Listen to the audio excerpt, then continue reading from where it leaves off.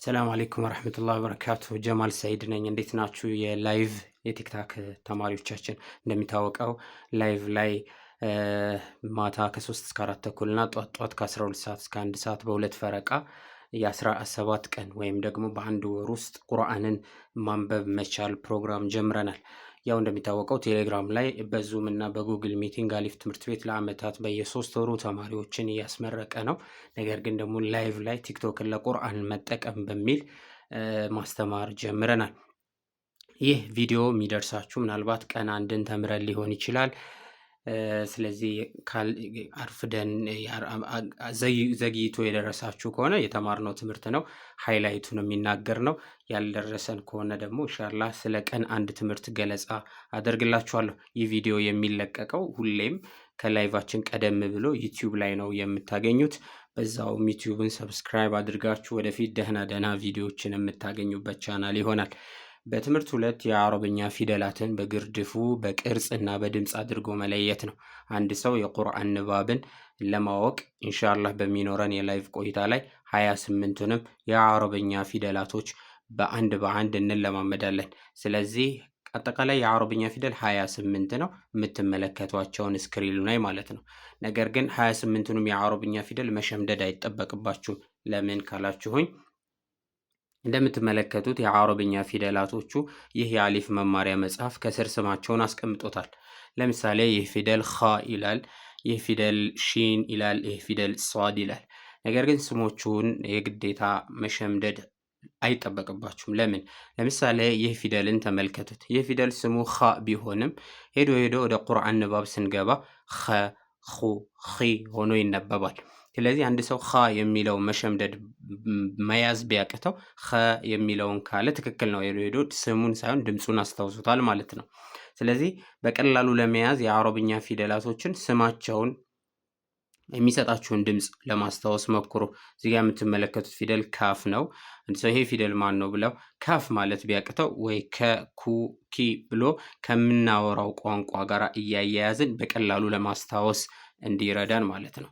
ሌላኛው በላይቫችን ላይ ኢንሻአላህ ስለ ሐምዛና ስለ አሊፍም እናያለን።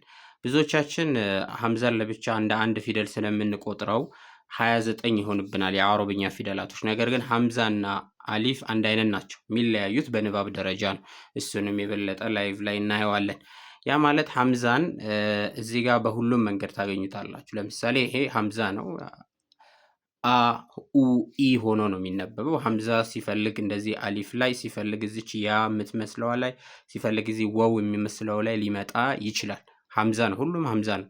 ወደ ሐረካ ስንገባ ፈትሐ ካለበት አ ይሆናል፣ ዱማ ካለበት ኡ ይሆናል፣ ከስራ ካለበት ኢ ይሆናል ማለት ነው። ነገር ግን እንደዚህ ሆኖ ስታገኙት ብዙ ጊዜ ይሄ ወው የሚነበብ መስሏችሁ ከሆነ ወው አይነበብም። ይሄ ያ ነው። እኔ ጀማል ሰይድ ነኝ። እናንተን ለመኻደም ኢንሻአላህ ዱዓ አድርጉልኝ። እንዲያጠር ያለ ቪዲዮም ደግሞ እየሰራሁላችሁ ማታም ደግሞ ገብቼ ሁላችሁንም ተራ በተራ ማስጠናት ባልችል እንኳን የተወሰናችሁትን ገስት ላይ ያስገባሁኝ ቼክ አደርጋለሁ ማለት ነው። ሌላው 28ቱንም የአረብኛ ፊደላቶች እስቲ አንድ ጊዜ እንያቸው። ስማቸውን አሁን እያየን ያለ ነው። በዚህ ቪዲዮ ስማቸውን ነው የምናየው፣ ከዛ ነጥባቸውን ነው የምናየው። እዚህ ጋር የምታዩቸው 28ቱም የአረብኛ ፊደላቶች 4 መንገዶችን ማለፍ ይኖርባቸዋል። ስምና ነጥብ፣ ከዛ ደግሞ እንዴት ነው የሚጻፉት ሲያያዙ፣ ከዛ ደግሞ የተጅዊድ አወጣጣቸውን ነው። እሱም በየክላሳችን እናየዋለን። እስቲ ነጥባቸውን እንይ። አንድ የአረብኛ ፊደልን ከሌላኛው ላይ የአረብኛ ፊደል ለመለየት ነጥባቸውን መጠቀም አለባችሁ። እግረ መንገዳችሁንም ስሙን እናየዋለን። ለምሳሌ ባለ 1 ነጥብ ባ አለን። እዚህ ጋር እንደምታዩት ባለ 1 ነጥብ ባን እናገኛለን። ጂም፣ ኻ፣ ዛል፣ ዘይን፣ ዷድ፣ ዟ፣ ገይን፣ ፋ። ባለ 1 ነጥብ ሌላ ማን ነው እስቲ ንገሩኝ? ኑን። ነቃ በሉ ኢንሻአላህ። ስለዚህ ባለ 1 ነጥብ እነዚህ ናቸው። አሁን ደግሞ በመቀጠል እስቲ ባለ 2 ነጥቦችን እንይ። ላይቭ ላይም በደንብ እናየዋለን ኢንሻአላህ። ባለ 2 ነጥቦቹን ታ። ሌላ ባለ 2 ነጥብ ንገሩኝ? ቃፍ። ሌላ ባለ 2 ነጥብ ያ። አሁን ደግሞ ባለ 3 ነጥብ ትነግሩኛላችሁ። 3 ነጥብ ያለው እስቲ ንገሩኝ? በእርግጠኝነት ሺን ብላችሁኛላ። ሺን ከዛስ ሳ አያችሁ።